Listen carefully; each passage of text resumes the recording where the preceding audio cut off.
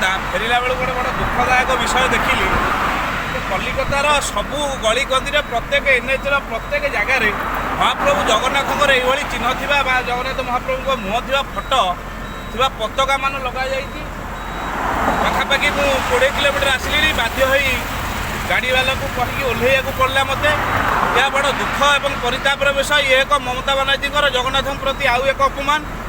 ये अपमान ओडिया जाति के सह्य करना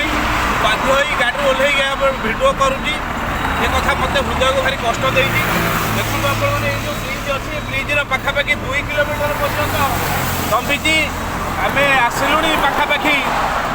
20 किलोमीटर पाखापाखि सबू जगार टोल गेट्रे सबू जगार ही महाप्रभुଙ୍କର ये चित्र थी फटो गुड़िक अच्छी तेणुक एपाई आम ओडिशा प्रशासन को श्रीमंदिर प्रशासन को निवेदन करूँ एप्रति यत्नवान हूँ और महाप्रभु सम्मान रक्षा करूँ। जय जगन्नाथ।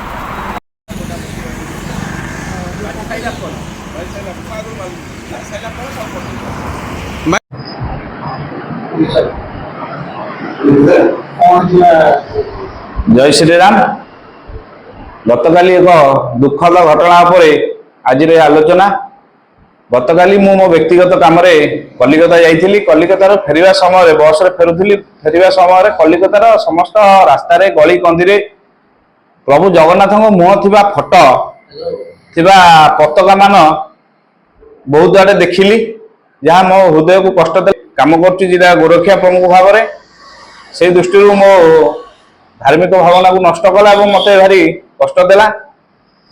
संगे संगे मुझे जनला गोटे भिडियो माध्यम गोटे सचेतनता करने गोटे भिडियो माध्यम जी और पश्चिमबंग सरकार दीर्घ दिन हम जगन्नाथ संस्कृति की सब बेले कुठारघात कर चली टेंडर दे जो महाप्रसाद ना हालाला ट्रेड थिबा पैकेट रे जो प्रसाद को हालाला ट्रेड थिबा प्रसाद को ताकू महाप्रसाद कही बांटिबा कथा हो। आज जो घटना देखिली गतकाली जो घटना देखिली मु पताकार महाप्रभु जगन्नाथ फटो थिबा पताका ताकू समस्त की कथा को तुलना कले एक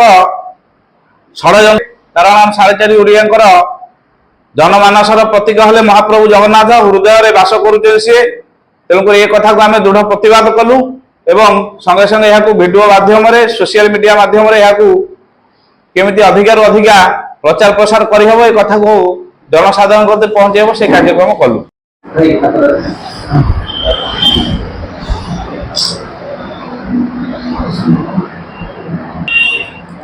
ये घटना ये आमर दृष्टिगोचर है भिडियो करमर कार्यकर्ता ये कलिकता प्रदर्शन करेंगे आमको जनइले एमती एक घटना घटी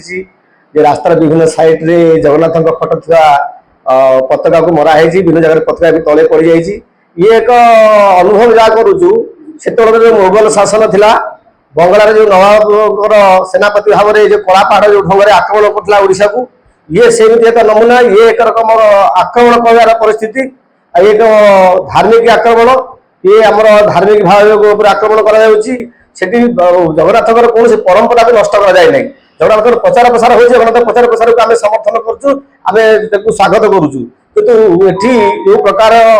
ममता बानार्जी जो प्रकार से दीघारे जगन्नाथ मूर्ति प्रतिष्ठा करी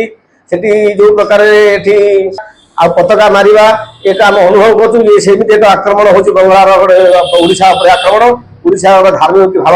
आक्रमण 4.5 कोटी ओडिया